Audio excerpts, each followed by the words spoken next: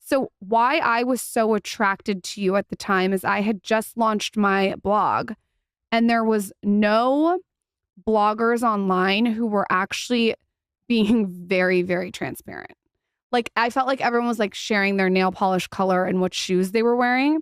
And when I found your blog, you were like one of the first people I had ever seen talk about plastic surgery, your pregnancies, preeclampsia, like all these different things that no one was talking about. Right. Do you remember that? Yeah, absolutely. People said my blog was like a train wreck, but it was just it was everything that was going on in my life just put into words and photos, and it was awesome. I candidly wanted to share my life because I felt like I was brought into this lifestyle at age 24 that was like so unusual. You know, I grew up at home in New York and I was engaged at 24, moved to Beverly Hills of all places, 90210. And I was in this like huge lifestyle all of a sudden. I was like, I'm going to share this. I'm going to share what all the celebrities are doing and I'm going to put it out there so everybody knows.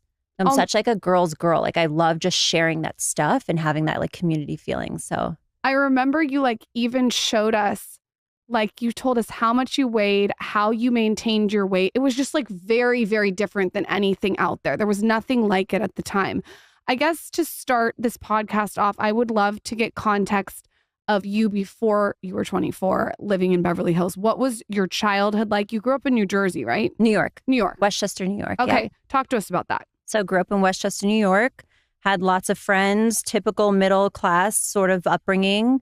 My parents got divorced when I was 13, lived with my mom and worked since I was 14, had jobs, all the things. I was working in hair and doing makeup and stuff. And then I started modeling and joined some agencies in Manhattan and that kind of took off. So I did a year of college for fashion design and then put that on hold to concentrate on like the modeling and stuff.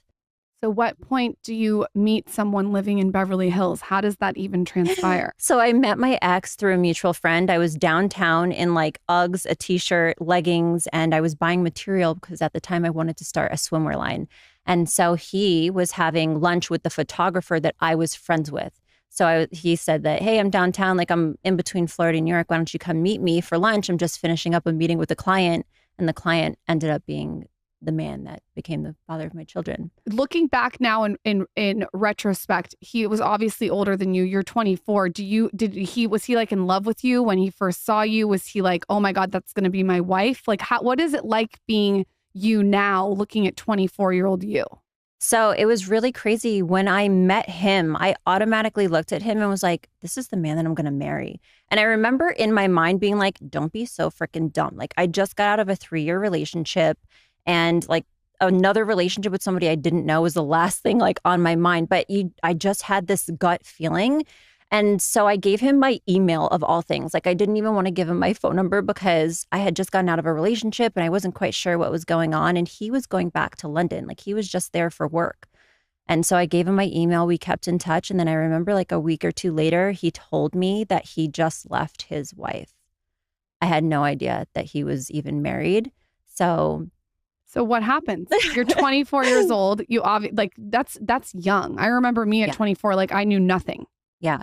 I feel like I don't even know what I feel like looking back because my son now is 11. So to think in like a few more years, like 12 or so years, that would be him getting engaged. That's young, you know? And so I remember so we met and he ended up flying back a month later. I was working some shoe thing for Prada, Miu Miu. I did like their, I don't even know what it's called, their try-on thing for market in Manhattan. So he came and we met and we dated.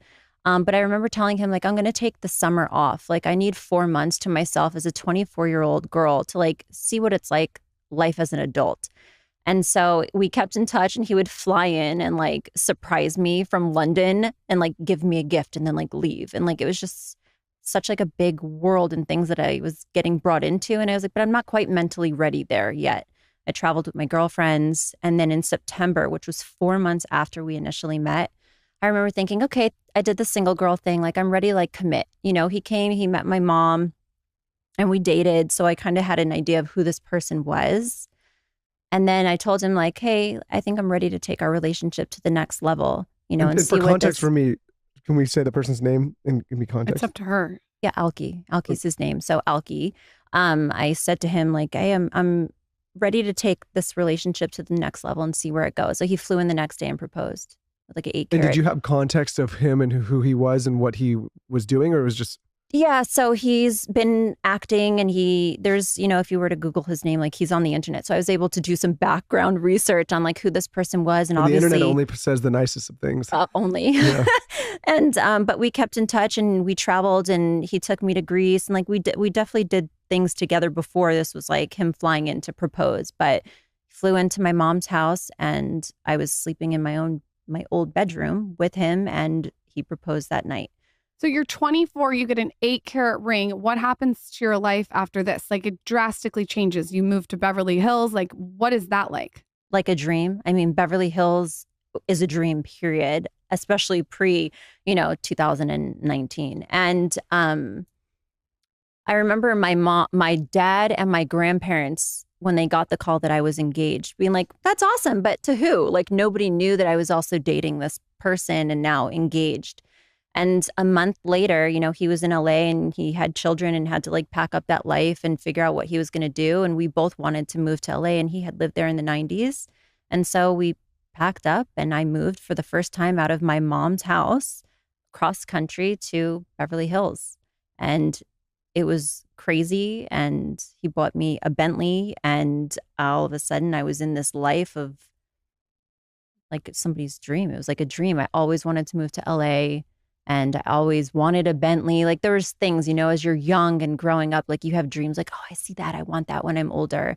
And like all of a sudden I was living all of these things that I had wanted so badly in my life. When you look back and you had wanted all these things and you were like, oh my gosh, you have all these things now. You have the house, you have the Bentley, you have all these different things. Did you feel at that moment that you were happy? You're young, or looking back, what is that like? So honestly, like we had a really good relationship. We never bickered. He was 40, so he was 17 years older than me. So he was 42 at the time that we met. But he was so young at heart. And like we really did have a good relationship. He has his own issues. And ultimately, that's why we ended up separating and are no longer together. But I mean, we traveled. You really have to enjoy the person that you're with. If you're spending so much one-on-one time with them and traveling the world in these, I was going to his houses. He had houses all over the world. And it's not that I was going to these hotels and mingling with other people. I was with him and his people and his family and his staff.